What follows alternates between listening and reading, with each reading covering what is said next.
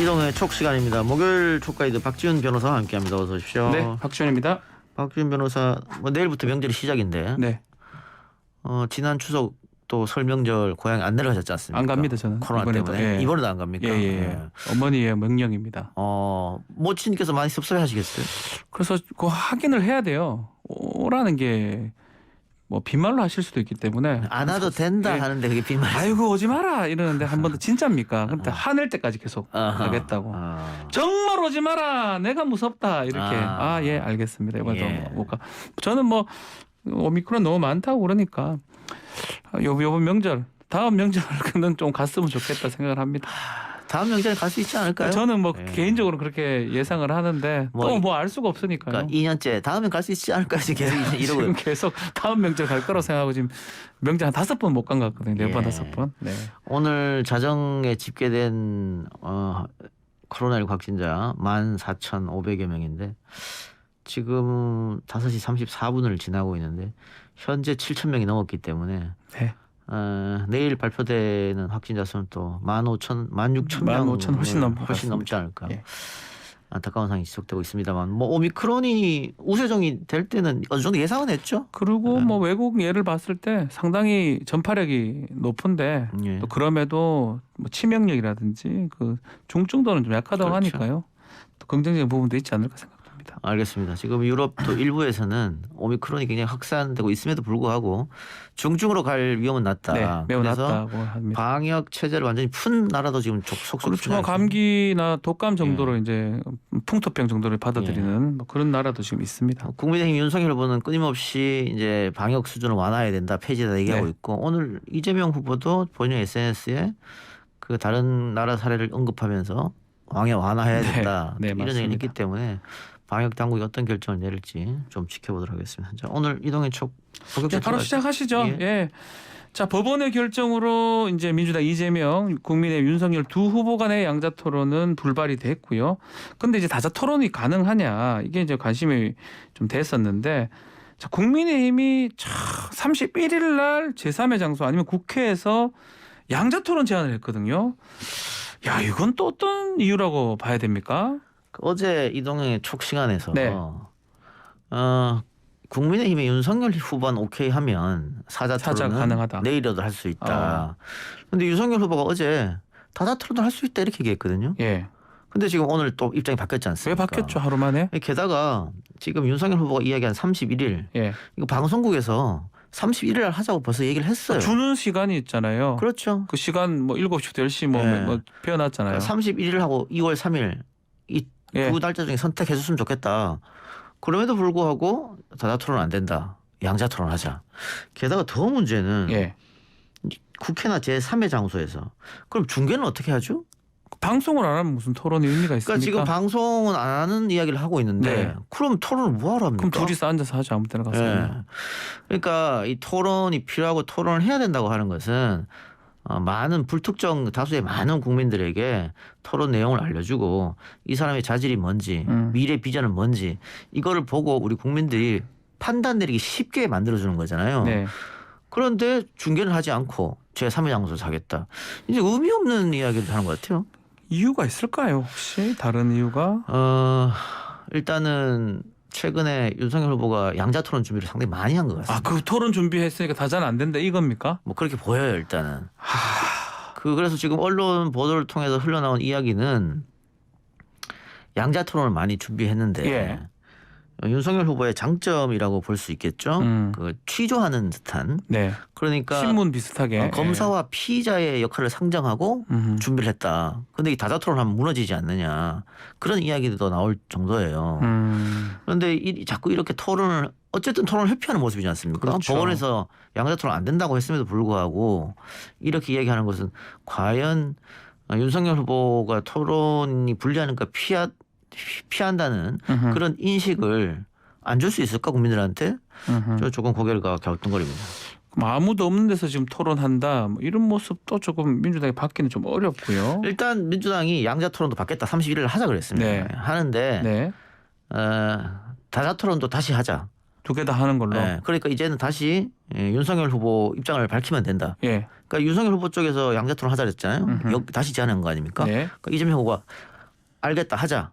근데 곧 끝나고 바로 사자토론 또 하자. 네. 이랬는데 만일 윤석열 후보 측에서 사자토론 우리는 안 한다. 또 그렇게 나온다면 네.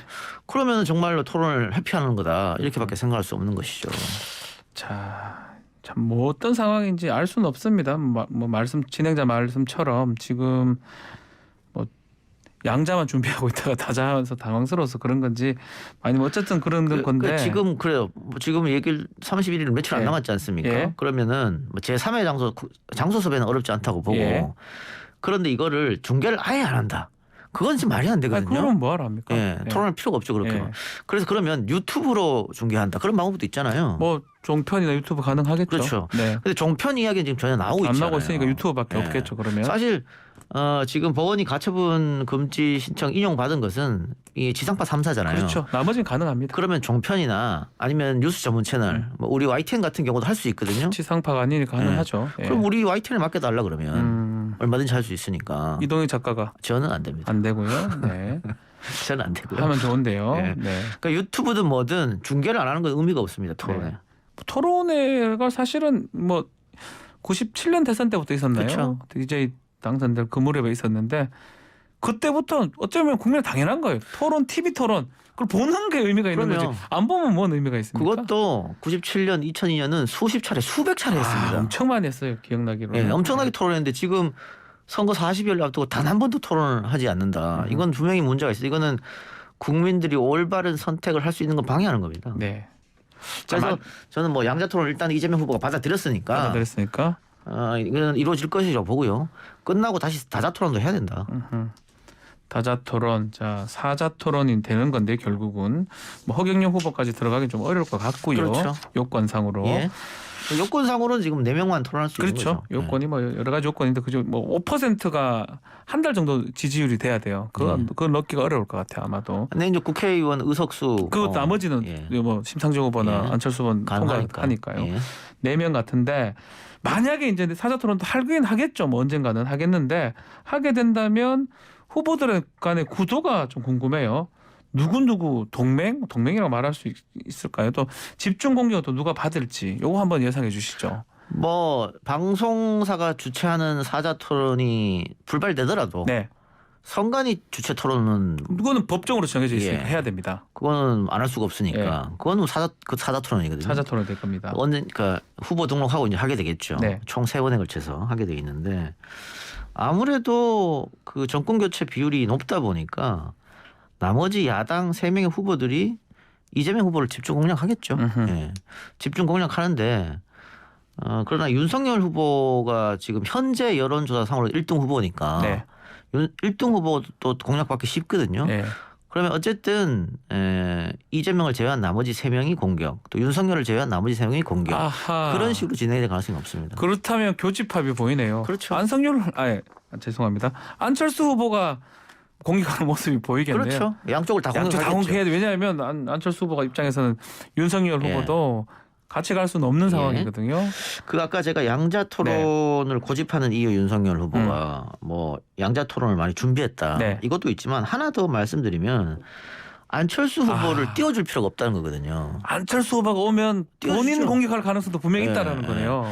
그러니까 지금 단일화 이야기가 많이 나오는데 안철수 후보 지지율이 올라가면 윤석열 후보 지지율은 떨어질 것이다. 그렇죠.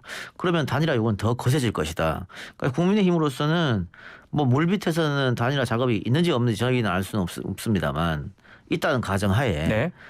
물 바깥에서는 끊임없이 안철수 후보를 견제해서 지지율을 정체 혹은 떨어뜨려야 되거든요. 그래야 단일화 얘기 안 나오겠죠. 그렇죠. 그런 의미에서도 굳이 안철수를 낀 토론을 할 필요가 없다.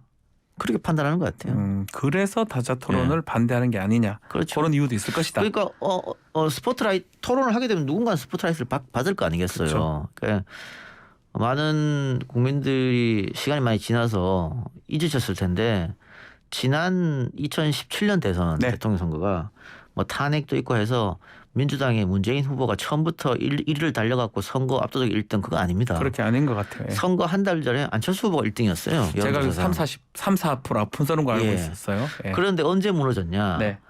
그 일단 TV 토론에서 네. 제가 MB 아바타입니까? 제가 MB 아바타입니까? 예. 간철수입니까? 간철수입니까? 네, 그런 대단하죠. 질문들에서 좀 휘청였고 네. 그리고 유치원 원장들 그 대회 하는데 네. 거기 참석해서 지지율이 확 빠졌거든요.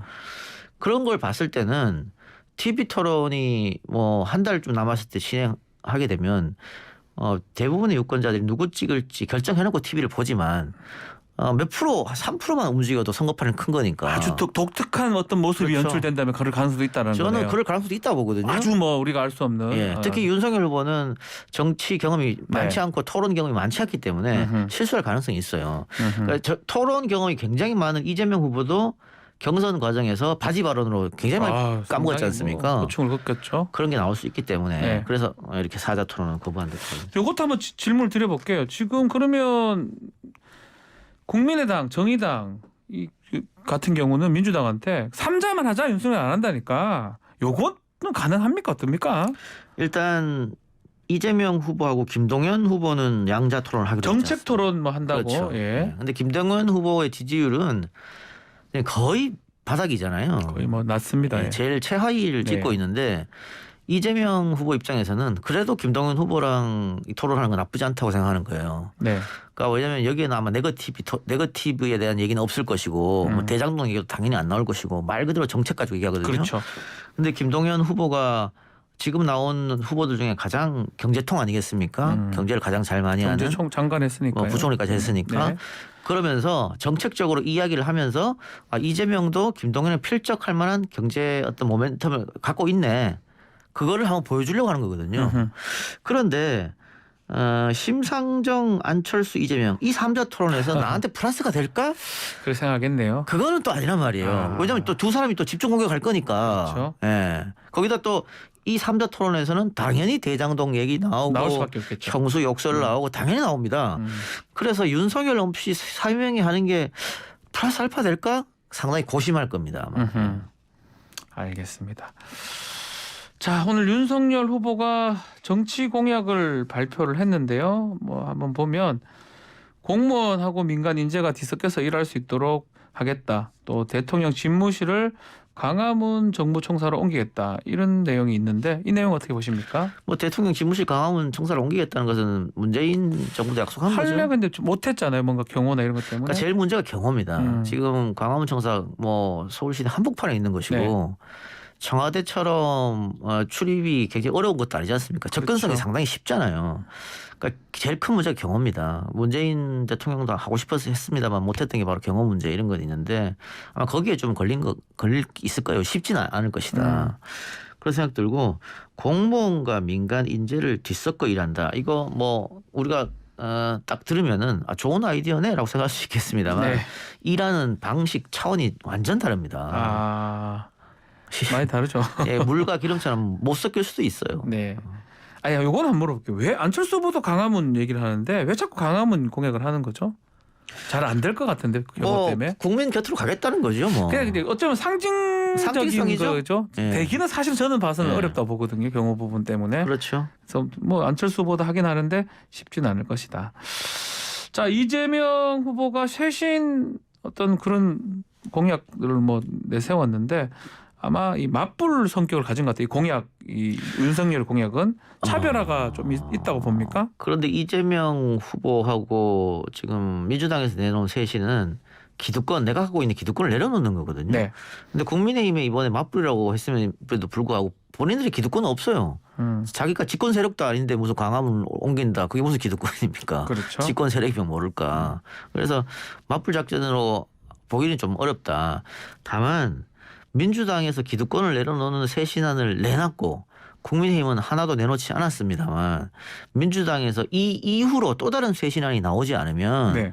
선거 앞두고 쇼였네라고 할 수가 있어요. 그러면 아무것도 안 내려놓은 국민의힘과 똑같은 동등한 입장에 놓일 수도 있거든요. 그래서 송영길 대표의 불출마하고 뭐 세계 지역구에 되지 않는다 4선 연임 금지 플러스 네. 뭔가 나와야 됩니다. 또 다른 어떤 새 신안이 또 다른 나와야 86 된다? 그룹에서 한 두세 명 정도 그럼 나도 불출마하겠다. 다음 총선에 라든가 아니면 다음에는 내가 수도권이나 호남이 아닌 네. 수도권이나 호남 중진들 중에서 TK나 PK 어려운 곳. 우리 땅에 어려운 곳에 출마하겠다. 그런 정도의 발표가 좀 나와줘야 되거든요. 오늘 내일밖에 없는데요. 그러면 오늘 지났으니까 내일밖에 없네요. 뭐 설날로 따지면 주말까지? 주말은 조금 시간을 잃어버리는 거 아닌가요? 네. 뭐 아쉽다. 그런 거 예. 나와줘야 그게 새 신안이 그렇죠. 따따따 이렇게 된다. 그렇죠. 1, 2, 3. 네. 그 말씀까지 주셨습니다. 민주당 이재명 후보 같은 경우는 오늘 경기도 일정 다 취소하고 강주 내려가서 눈에 띄는데 5.18 정신헌법 명문화 이런 지역 공약도 발표했습니다. 이거는 광주행 의미도 한번 짚어주시죠. 그 여론조사상에서 최근에 이제 뭐 어떤 여론조사에서는 윤석열 후보가 좀 굉장히 많이 나오는 광주 호남 쪽에 예. 잡히는 게 있었거든요.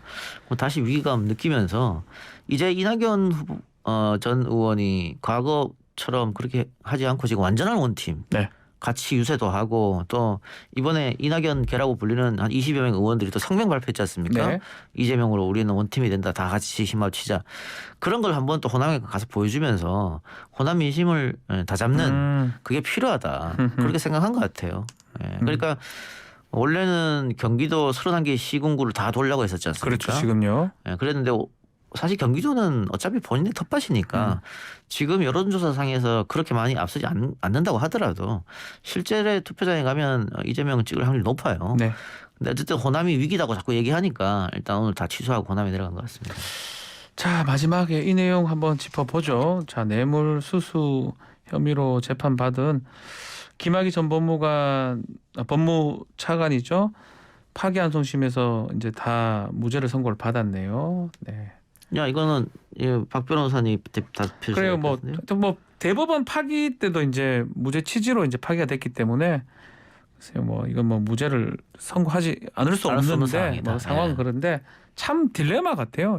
지금 여러 재판들 이번 주에 뭐 재판이 있는 주였던 것 같아요. 왜 그러냐면 설 전에 판결 선고들이 많이 일어납니다. 상당히 뭐 저도 개인적 재판도 있지만 뭐 상당히 재판 선고들이 판결 선고들이 많은데 참고로 오늘 재판 결과 나온 거 말씀드리면 정경심 교수 대법원 징역 4년 확정 판결 그리고 국민의힘 전봉민 의원 부친 집행유예 네.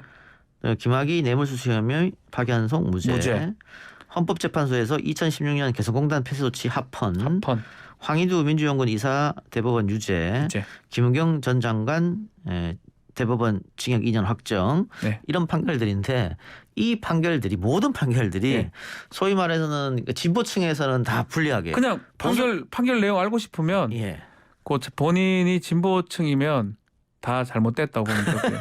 그러니까. 그냥 이건 뭐 우스갯소리 나요. 그냥 그렇게 났습니다. 어쨌든 결과 그래 났습니다. 뭐 우연의 일치인지 모르겠고 결과 그래 났어요. 보수층은 다 환영할 만한 판결이고 그 중에 좀 뭐 이것도 환영할 만한 판결인지 모르지만 어쨌든 간에 김학의 사건 같은 경우는 지금 돌아서 이제 무죄가 선고됐는데 이거는 어떻게 뇌물수수 혐의가 대법원에서 파기환송돼서 그렇죠. 결정된 건데.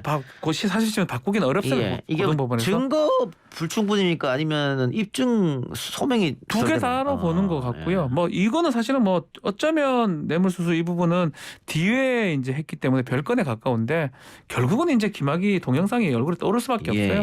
뭐 거기에 있는 사람이 아니라는 거잖아요. 결국은. 이거 일반인은 판결이 나면 그렇게 보는 거예요. 그냥 거기 그런 일이 있었지만 거기 동영상은 김학의도 아니고 김학의 전 차관은 정말 억울하게 지금 재판을 몇 년 받았는데 결국은 이제 무죄라는 거거든요.